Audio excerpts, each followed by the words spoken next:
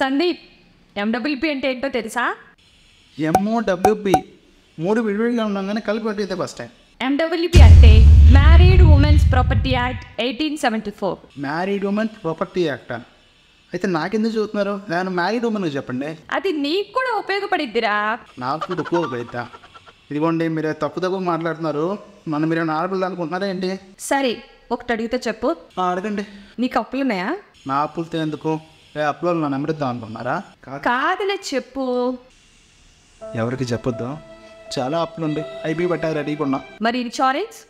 అది 1 yearకి ఉంది. మీ వీడియో చూసే ఒక 1 year ఇన్సూరెన్స్ కూడా తీసుకున్నాను. ఇప్పుడు నువ్వు చచ్చిపోతే ఏమవుతుంది? చచ్చిపోతే ఏంటండి మీరు శుభమైన నా భార్య ఇక్కడ మొత్తం రత్నం చేసుకుంటే మీరు చచ్చిపోతే మాట్లాడతారు. ఓకే, చచ్చిపోయినా అనుకోండి, 1 year ఫ్యామిలీకి వస్తాయి కదా.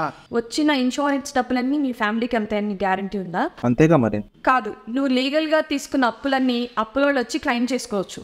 అవునా? సో ఇప్పుడు నీలాంటి వాళ్ళకి ఎండబ్ల్యూపీ చాలా ఉపయోగపడుద్ది. ఇప్పుడు వింటావా? చెప్పండి మేడం. ఎండబ్ల్యూపీ అంటే మ్యారీడ్ ఉమెన్స్ ప్రాపర్టీ యాక్ట్ 1874. ఈ యాక్ట్ ప్రకారం ఎనీ లీగల్ కాంట్రాక్ట్ కానీ ఇన్సూరెన్స్ కానీ రిజిస్టర్ చేస్తే ఆటోమేటిక్గా ఒక ట్రస్ట్ ఏర్పడుతుంది. ట్రస్ట్లోని సభ్యులు భార్య, పిల్లలు. ఈ ట్రస్ట్ ఏర్పడిన తర్వాత అప్పులోళ్ళు తీసుకోలేరు, లేకపోతే ఎనీ కోర్ట్ అటాచ్మెంట్ కూడా చేయలేరు. ఫర్ ఎగ్జాంపుల్, ఒక బిజినెస్ మ్యాన్ ఉన్నాడు అనుకోండి. బిజినెస్ అనేది ఆల్వేస్ అన్సర్టనిటీ, అంటే లాస్ రావచ్చు, లాభం రావచ్చు. ఇఫ్ ఎనీ కేస్ తన బిజినెస్లో కనుక లాస్ వచ్చిందనుకోండి, ఆటోమేటిక్గా బీపీ, షుగర్ అలాంటివన్నీ వస్తాయి. సడన్గా తను చనిపోయాడు, కానీ తనకి ₹1,00,00,000 ఇన్సూరెన్స్ కవరేజ్ ఉందనుకోండి. అప్పులోళ్ళు కోర్టుకి వెళ్ళి ఆ ₹1,00,00,000 ఇన్సూరెన్స్ తిరిగి తెచ్చుకోవచ్చు. ఆ క్లెయిమ్ అమౌంట్ని కూడా అప్పులోళ్ళు తిరిగి తీసుకోవచ్చు. అదే ఆ బిజినెస్ మ్యాన్ ఇన్సూరెన్స్ తీసుకునే ముందర కనుక ఎండబ్ల్యూపీ యాక్ట్ ప్రకారం రిజిస్టర్ చేస్తే ఆటోమేటిక్గా ఒక ట్రస్ట్ ఏర్పడిపోయింది. ఆ ట్రస్ట్ ఎవరు? భార్య, పిల్లలు. ఇఫ్ ఎనీ కేస్ తనకి ఏదైనా అన్సర్టనిటీ జరిగి బిజినెస్ బాగోకపోయినా, చనిపోయినా అప్పులోళ్ళు కోర్టుకి వెళ్ళడానికి లేదు. ఆ వచ్చిన క్లెయిమ్ అమౌంట్ పైన అప్పులోళ్ళకి ఎలాంటి అధికారం ఉండదు. సూపర్ అండి. ఇది ఎలా తీసుకోవాలి?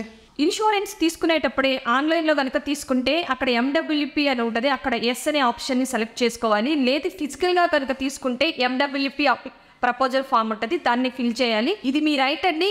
మీరు ఇన్సూరెన్స్ అడ్వైజర్ని ఖచ్చితంగా అడిగి తెలుసుకోండి. ఇది మీకు చాలా ఉపయోగపడుతుంది. ఎండబ్ల్యూపీలో proposer life to be assured వచ్చేసి హస్బెండ్, ట్రస్టీస్ అండ్ బెనిఫిషియరీస్ భార్య, పిల్లలు.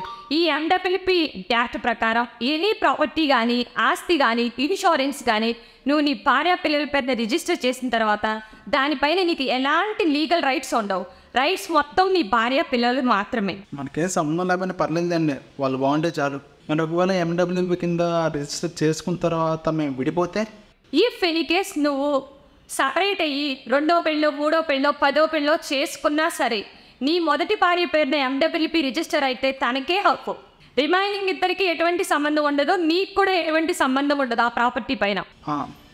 మరి నేను నా భార్య ఇద్దరు చనిపోతే? ఇఫ్ ఎనీ కేస్ అనుకోకుండా నీకు నీ భార్య కనుక ఏదైనా రిస్క్ జరిగి చనిపోతే ట్రస్ట్లో రిమైనింగ్ సభ్యులకి, అంటే ఎవరు? మీ పిల్లలు ఉంటారు, ఆ పిల్లలకి వెళ్తుంది. దీనిపైన లీగల్గా ఎవరికి ఎలాంటి అధికారం ఉండదు. సూపర్ అండి. 20 సంవత్సరాలు వచ్చి ఇన్నాళ్ళ నుంచి అసలు ఇది ఒకటి ఉందని కూడా తెలియదు నాకు. అసలు వెంటనే అప్లై చేసుకుంటా అండ్ నా ఫ్రెండ్స్ అందరూ కుదిరినంత వరకు చెప్తా. నిజంగా అసలు సూపర్ ఇన్ఫర్మేషన్ అప్ప. మేడం లేకపోతే నేనైపోయామన్నావు. అండ్ ఇంతవరకు వీడియో చూసారంటే మీకు డెఫినెట్గా వీడియో నచ్చామనేది. సో వీడియో నచ్చితే మాత్రం don't forget to subscribe. And video నచ్చలేదంటే మాత్రం ఎందుకు నచ్చలేదు కింద కామెంట్ సెక్షన్లో కామెంట్ చేయండి. అండ్ ఈ వీడియో టాపిక్ రిలేటెడ్గా ఏమైనా డౌట్స్ ఉన్నా కానీ use that comment section. And thanks for watching the video team. కొంచెం స్లోగా ఉన్నారు, పేరు చెప్పండి. Radha well thoughts. అబ్బా సాయిరామ్. Thank you.